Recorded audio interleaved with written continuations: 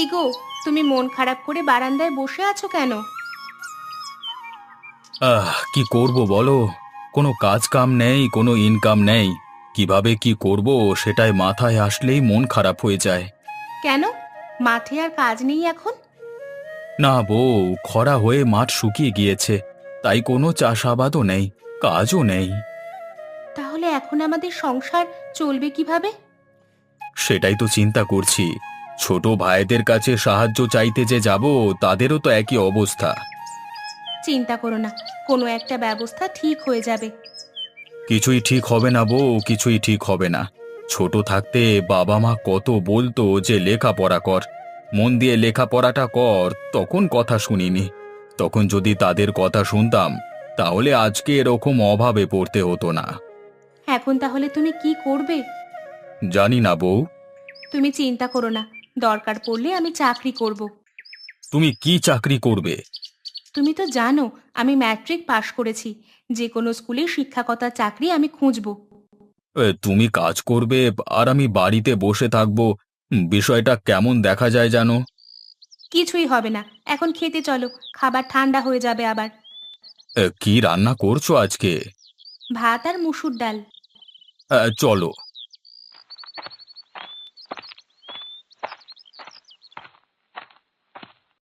কি ব্যাপার, শুয়ে আছো যে? ভাত খাবে না? শুয়ে না থেকে কি করব বলো? কোনো কাজ নেই, কিছু নেই। শুয়ে না থেকে উপায় আছে? কাজের খোঁজে বের হয়েছিলে? হয়েছিলাম, কিন্তু কোনো কাজ খুঁজে পেলাম না।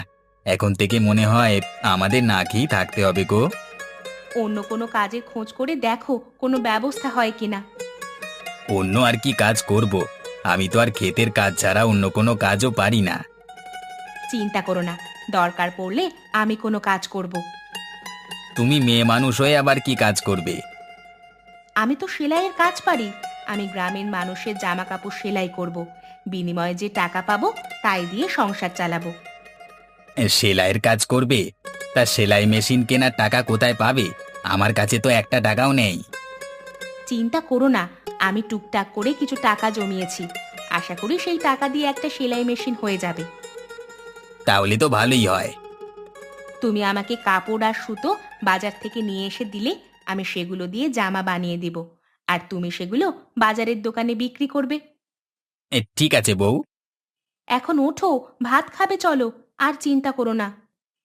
তুমি খাবার দিতে থাকো, আমি হাত মুখ ধুয়ে আসছি। জলদি আসো, খাবার ঠান্ডা হয়ে গেলে তখন আর ভালো লাগবে না। আচ্ছা।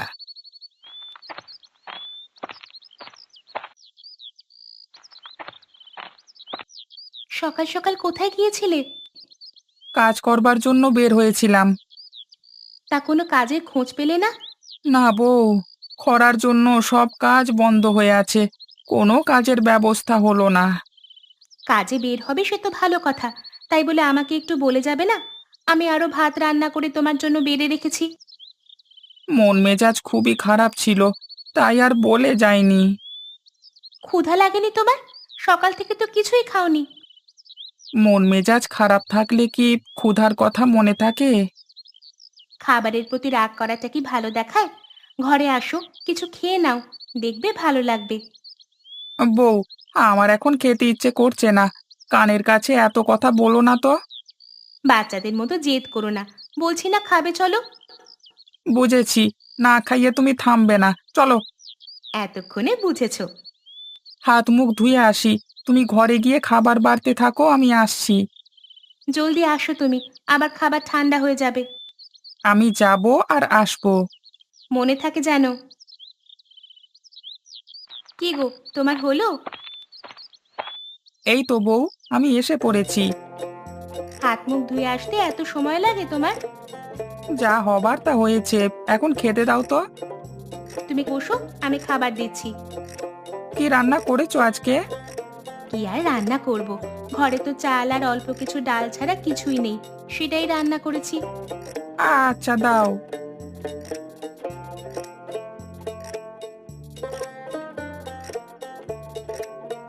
বুঝলে বউ, আজকে তোমার ডাল রান্নাটা অনেক মজার হয়েছে। কি যে বলো না, শুধু বাড়িয়ে বলো তুমি। সত্যি বলছি, আসলেই মজার হয়েছে। হয়েছে, এখন খাও তো। বুঝলে বউ, দুদিন পর হয়তো এই ডাল ভাতও কপালে জুটবে না। তুমি এত ভেঙে পড়ছো কেন? প্রয়োজন হলে আমিও কাজ করব। তুমি আবার কি কাজ করবে? তুমি না বললে আমার রান্না অনেক মজাদার? তা আমরা যদি একটা হোটেল দিই তাহলে কেমন হবে? কথাটা তুমি মন্দ বলনি। সত্যি, তোমার রান্না অনেক মজার হয়। কেউ যদি একবার খায় বারবার খেতে চাইবে। হয়েছে, থামো তো। তুমি রান্না করবে আর আমি বিক্রি করব। আচ্ছা। বড় ভাইরা কি বাড়িতেই আছে? হ্যাঁ, একটু আগে তো বাড়িতেই দেখলাম। আচ্ছা, খেয়ে তাদের কাছে যাব। আচ্ছা, যেও। তুমিও খেয়ে নাও বউ। নিচ্ছি। ভাই, ভাই, তোমরা দুজনে কি ঘরেই আছো? হ্যাঁ রে, শুয়ে আছি। কেন, কিছু বলবি? বাইরে আসো তো একটু, কথা বলি। আর দাঁড়া, আসছি। সুমন ভাই, একটু বাইরে আসো তো। আসছি। তুই কিছু বলবি? তোমরা দুজনে আজকে কাজে যাওনি? গিয়েছিলাম রে, মাঠঘাটের যা অবস্থা, তাই কাজ পাওয়া যায় না রে। খরার কারণে মাঠঘাট শুকিয়ে গিয়েছে, বড় বিপদে পড়েছি রে। তা তোর কি খবর, তুই কাজ পাসনি? না ভাই, আমারও একই অবস্থা। কত খোঁজবার পরও কাজ পেলাম না। কাজ না করলে কি আর সংসার চলে? বাড়িতে বসে থাকতে কি ভালো লাগে? ঠিকই বলেছিস। আমাদের বাবাও তো আর বেশি জমি জমা রেখে যায়নি যে সেগুলো বিক্রি করে খাবো। রাতে যে কি খাবো সেই বাজারটা পর্যন্ত নেই। ভাবছি বাজারে একটা হোটেল দেব। আমার বউয়ের রান্না তো অনেক মজার হয়, তাই বউ বলল যে ভাতের হোটেল দিতে। আমার বউ তো বললো যে সেলাইয়ের কাজ করবে। ভালোই তো, এরকম দুর্দিনে তারাই তো আমাদের পাশে দাঁড়াবে। ঠিকই বলেছো ভাই। আচ্ছা, আমি এখন যাই। হ্যাঁ, একটু ঘুমাই গিয়ে, শরীরটা ভালো লাগছে না। ঠিকই বলেছ, সকাল থেকে কাজ খুঁজতে খুঁজতে ক্লান্ত হয়ে গিয়েছি। এখন একটু বিশ্রাম নিলে ভালো লাগবে। আচ্ছা, যাও তাহলে তোমরা। আচ্ছা।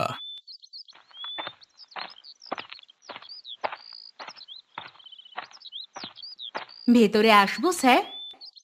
আসুন, চেয়ারে বসুন। স্যার, আমি একটা চাকরির জন্য এসেছিলাম। আমাদের স্কুলে আরও দুজন শিক্ষকের প্রয়োজন আছে। তা আপনার শিক্ষাগত যোগ্যতা কেমন? স্যার, আমি ম্যাট্রিক পাশ করেছি। কাগজপত্র সাথে নিয়ে এসেছেন? হ্যাঁ স্যার, এই দেখুন। গুড। আমরা আপনার মতো একজনকে খুঁজছিলাম। আপনার চাকরি কনফার্ম। আপনি আজ থেকেই ক্লাস নেওয়া শুরু করতে পারেন। ধন্যবাদ স্যার, চাকরিটা আমার ভীষণ প্রয়োজন ছিল। মন দিয়ে ক্লাস নেবেন। ঠিক আছে স্যার। একটু বসুন। করিম, এই করিম, কোথায় তুমি? এই তো আমি। এতক্ষণ কোথায় ছিলে? কতকগুলো ডাক দিলাম। এই ম্যাডামকে নিয়ে দ্বিতীয় শ্রেণীর ক্লাসে যাও, তাকে সবার সাথে পরিচয় করিয়ে দাও। আচ্ছা স্যার, আমি ওনাকে নিয়ে যাচ্ছি। আপনি তার সাথে যান, সে আপনাকে সব কিছু বুঝিয়ে দেবে। ঠিক আছে স্যার।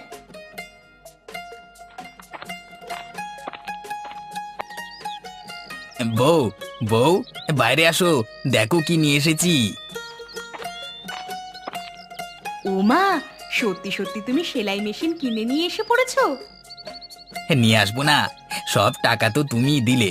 তুমি সেলাইয়ের কাজ করবে আর আমি তোমাকে এগুলো নিয়ে এসে দিতে পারবো না? এটা কেমন কথা? কাপড় নিয়ে এসেছো সাথে? হ্যাঁ বউ, এই তো অনেকখানি কাপড় নিয়ে এসেছি। ভালো করেছো। আমি বসে বসে সারাদিন কাপড় বানাবো আর তুমি সেগুলো বাজারে বিক্রি করে আসবে। এই ঠিক আছে বউ। এখন ঘরে নিয়ে আসো। কোন জায়গায় রাখবে আমি তা দেখিয়ে দিচ্ছি। আচ্ছা। এই দেখো তো বউ, এখানে রাখা ঠিক আছে কিনা? হ্যাঁ গো, একদম ঠিক জায়গায় রেখেছো। হ্যাঁ, তা তুমি এখন কাপড় সেলাই করা শুরু করো।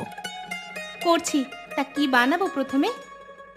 মহিলাদের জন্য সালোয়ার কামিজ বানাতে পারো, সেগুলোর বাজারে এখন চাহিদাও ব্যাপক। ঠিক আছে, তাই বানাচ্ছি। আচ্ছা, বানাও। হ্যাঁ, যাক বউ, হোটেলটা শেষমেশ দিয়েই দিলাম। হ্যাঁ গো, এখন যদি ভালো চলে তাহলেই আর আমাদের সংসারে অভাব থাকবে না। চলবে না মানে? তোমার হাতের রান্নার যা স্বাদ, যে খাবে সে আর ভুলতে পারবে না। তা তোমার রান্না করা কি শেষ হলো? ভাত হয়ে গিয়েছে, মাছ তরকারিও প্রায় হয়ে গিয়েছে। ঠিক আছে, জলদি শেষ করো। ঠিক আছে। ভাই, এদিকে আসেন তো। কি খাবেন ভাই? আপনার এখানে কি কি আইটেম আছে? গরম ভাত, ডাল এবং মাছের তরকারি। তা আপনি কি খাবেন ভাই? আচ্ছা, তাহলে আমাকে 1 প্লেট ভাত এবং মাছের তরকারি দেন। ঠিক আছে, আপনি একটু বসুন, আমি এক্ষুনি নিয়ে আসছি। জলদি করুন, অনেক ক্ষুধা পেয়েছে। বউ, তাড়াতাড়ি 1 প্লেট ভাত এবং মাছের তরকারি দাও। দিচ্ছি। এই নিন ভাই, আপনার খাবার এসে গেছে। হুম হুম। আহা, কি চমৎকার রান্না! এত সুস্বাদু! ভাই, আপনার হোটেলের রান্না তো অনেক মজার। আমি আমার জীবনে এত সুস্বাদু খাবার কখনো খাইনি। আমার বউয়ের হাতের রান্না। সত্যি, আপনার বইয়ের হাতের রান্নায় জাদু আছে। এখন থেকে আমি আপনাদের হোটেলেই খাবো। কত টাকা হয়েছে আমার? 50 টাকা ভাই। এই নেন ভাই, আমি আবার আসবো। আচ্ছা।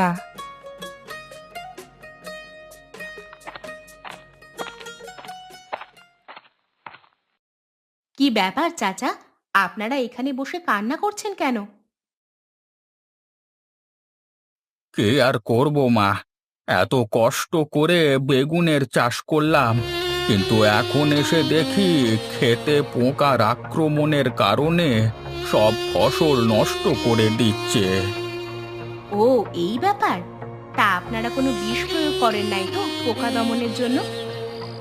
আমরা গরিব মূর্খ মানুষ, আমরা কি আর এত কিছু বুঝি?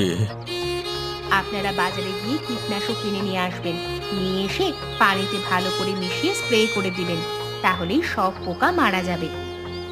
বড় উপকার করলে, অনেক বড় সমস্যায় পড়ে গিয়েছিলাম। আপনারা এখনই বাজারে চলে যান, গিয়ে কিনে নিয়ে আসেন। ঠিক আছে মা, আমরা এক্ষুনি যাচ্ছি।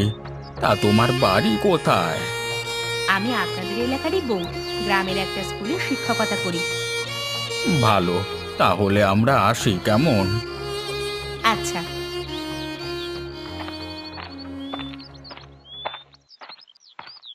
কি গো, তুমি কই? এই তো বউ, বারান্দায় বসে আছি।